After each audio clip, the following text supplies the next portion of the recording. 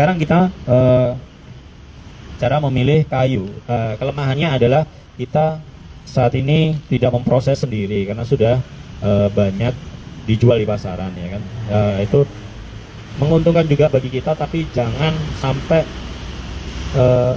membuat kita bermudah-mudahan juga untuk memilih bahan, karena bahan yang bagus itu juga menentukan. Kita masuk ke kayu.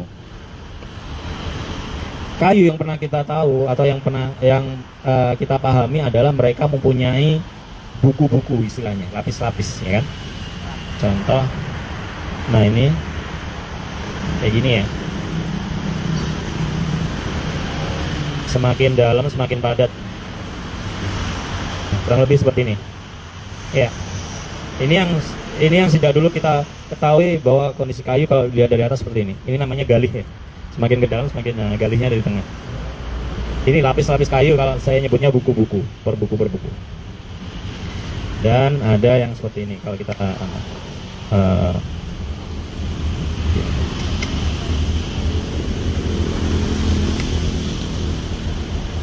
per buku.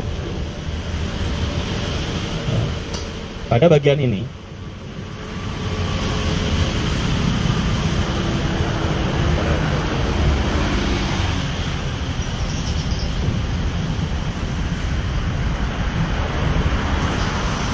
oke.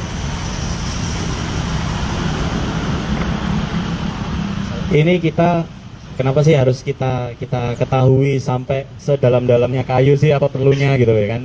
Ini perlu karena kita butuh anak panah atau bahan yang durabilitasnya tinggi. Dan kalau bisa seringan mungkin. Di bagian mana kan?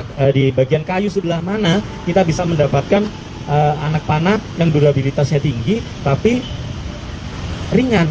Nah, memang di pasaran kita nggak bisa memilih seperti ini kecuali kalau kita proses sendiri. Tapi itu bisa dilihat dari beberapa faktor. Kita mulai dari sini dulu. Ya.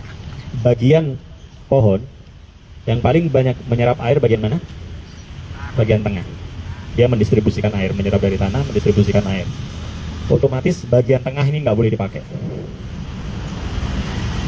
Ya, oke. Kemudian semakin ke sana, kandungan airnya semakin kecil. Ini kulit ya, kulit.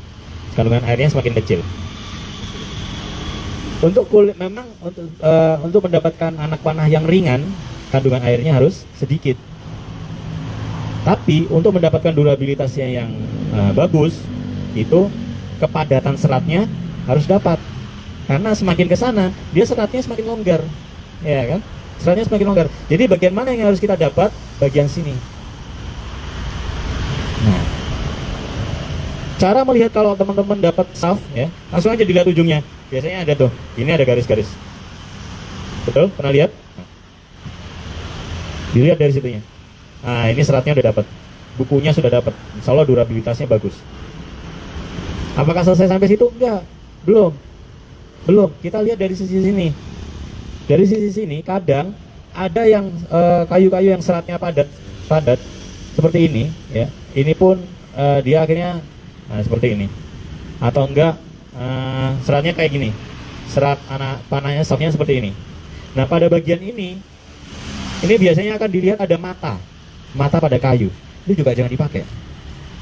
Ya, itu juga jangan dipakai. Selain ini mudah bengkok, ya, diluruskannya susah, mudah patah. Di bagian sini ini mudah patah, rawan sekali patah karena bukunya dia itu cuma selebar ini. Nah, ini yang patah. Kalau ini sudah kelupas, sudah selesai, nggak kepake. Harapannya cari anak panah yang ininya nggak ada. Jadi contoh sekian. Nah, ini anak panah. Jadinya seperti ini. Jadinya seperti ini.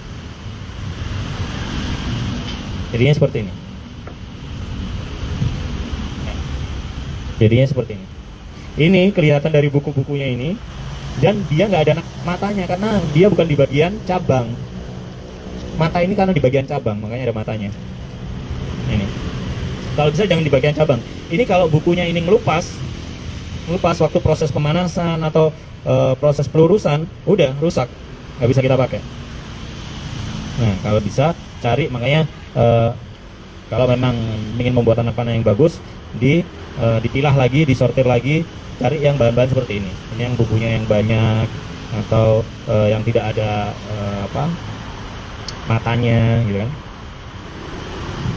Biasanya kalau di kayu itu ada bahan yang kayak gini, maksud saya gini. Pernah lihat yang seperti ini? Kalau di soft, pernah lihat yang seperti ini? Jadi bentuknya nanti seperti ini. Nah, jadi bukunya seperti ini. Ini yang saya maksud mata. Besok saya bawakan contoh yang mempunyai mata. Tolong saya diingatin ya. Besok saya bawakan. Besok saya pertemuan berikutnya saya akan bawakan soft chalk yang menurut saya pribadi itu tidak layak dipakai. Bukan tidak layak dipakai, boleh dipakai, tapi tidak layak didistribusikan atau dijual karena kualitasnya kurang bagus. Tapi untuk dibuat untuk belajar cukuplah ya, untuk belajar aja. Ini besok akan kita lihat betul jenis-jenis soft yang itu baik untuk digunakan dan yang tidak baik untuk digunakan. Ini dari segi kayu aja. Pemprosesannya gimana? Sama, dari kondisi utuh itu sama, direbus, kondisi utuh direbus, dihilangkan getahnya, atau enggak dijemur.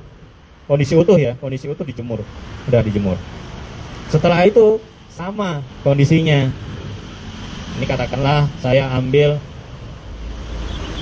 seperti ini ya. Ini satu pohon utuh lah. Ya, saya dipotong di atas dan di bawah. Ini bagian akarnya dipotong, kemudian dijemur istilahnya ya, pokoknya dikeringkan sampai kandungan airnya bisa 2 bulan, bisa 3 bulan, kandungan airnya berkurang. Dan yang diambil, balik lagi, kita bagi jadi 3. Kenapa sih kok bagi 3? Nanti saya akan jelaskan. Kaidah ini saya dapat dari Imam Tauhid Al-Balkhi. Nah, kenapa harus dibagi 3? Terus kenapa untuk yang paling atas ya, untuk yang paling atas karena dia ringan, dia bisa digunakan untuk LBS rendah. Ini LBS sedang, LBS berat. Dan yang paling bagus akurasinya adalah yang ini. Yang paling bagus akurasinya adalah yang ini. Yang ini untuk menembak jarak jauh. Ini ada kaitannya, nanti kaidah umumnya kita saya pindah di sini ada ya, ada akurasi, penetrasi, dan velocity. Anak panah kita ini harus mencakup 3 ini: akurasi, penetrasi, dan velocity. Velocity ini berarti kecepatan ya, kecepatan. Kenapa akhirnya kaidah umumnya ini dikerucutkan menjadi ini? Saya pindah ke sana. Jadi kalau anak panah butuh, teman-teman, saya pingin anak panah yang akurasinya bagus, akurasi bagus, penetrasi bagus. Biasanya velocity-nya yang berkurang. Saya pingin anak panah yang penetrasinya bagus, velocity-nya sudah pasti bagus, tapi akurasinya yang berkurang. Kenapa sih bisa seperti ini? Nah, oke, saya balik ke sini ya. Inilah yang saya katakan tadi, gimana memilih anak panah.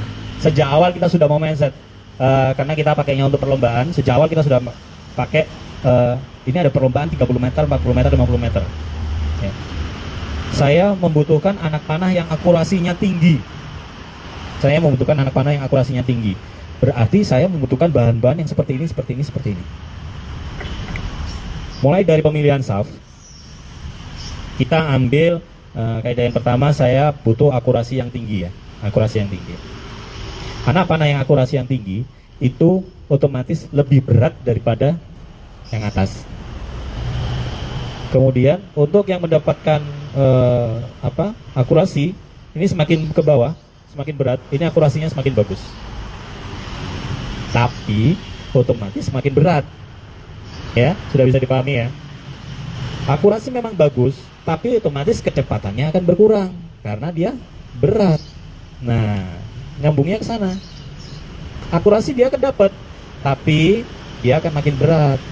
Kebalikannya, kalau dia mencari velocity, aero ringan seperti ini, ya, otomatis akurasinya berkurang.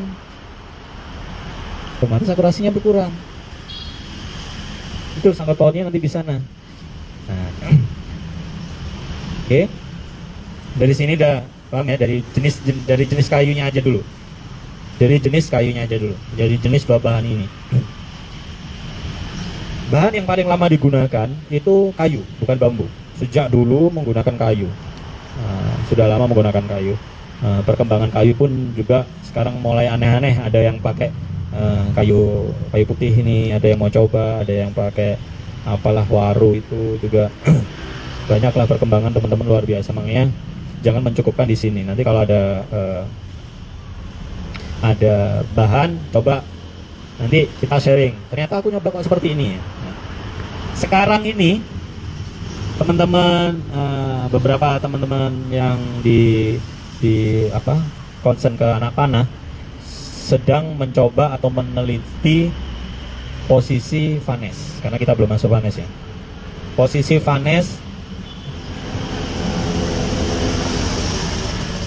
vanes yang seperti ini, atau posisi vanes yang seperti ini,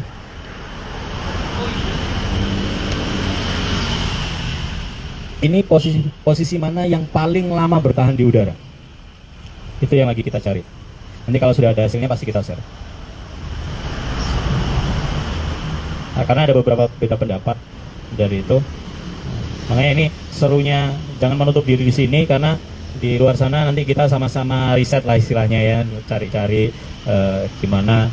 Karena di buku ini umum sekali. Tapi kita bisa narik garis besarnya seperti apa. Narik garis besarnya adalah membagi semuanya menjadi 3 kalau saya. Karena ada Imam Abu Hashim itu membagi semuanya menjadi 5. Nah ini makin ribet. Saya ikut Imam Thohir yang membaginya menjadi 3. Aero berat, aero sedang, aero ringan. LBS berat, LBS sedang, LBS ringan. Jarak jauh, jarak dekat, jarak sedang, jarak jauh. Kayak gitu. Vanes pun seperti itu. Vanes gimana baginya? Nah, nanti kita akan masuk bagian vanes. Dari sini mungkin ada yang ditanyakan dulu.